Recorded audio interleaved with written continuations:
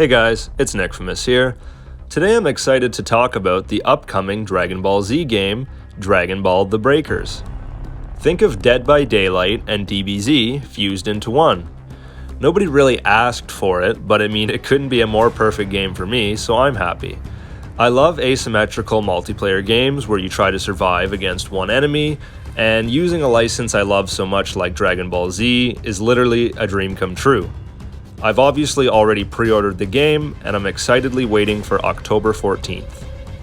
The game was announced sometime last year, but even now there isn't a whole lot of information or news on the game to talk about, so I figured I'd at least wait until closer to launch before I make a video on it. But I will definitely be uploading gameplay when the game comes out.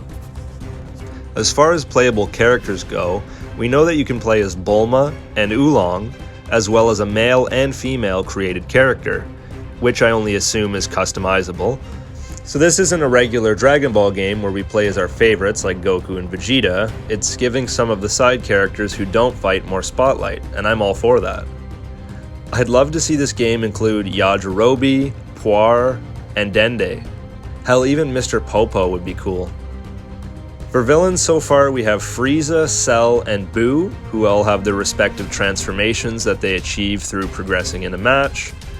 And the survivors have to traverse a map trying to unlock key points and using weapons and techniques to defend themselves from villains, to try and escape in the time machine before the villain kills them all. I think it's possible to defeat the villain if it's early enough in the game and your whole team works together, but it doesn't look like an easy task. Villains can also collect the Dragon Balls in a match to wish for things like becoming immortal and leveling up.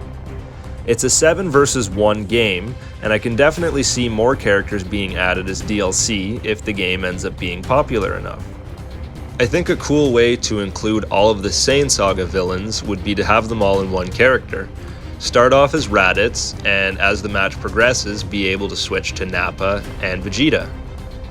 Another cool villain I'd like to see added at some point would be the androids set in future Trunks' timeline.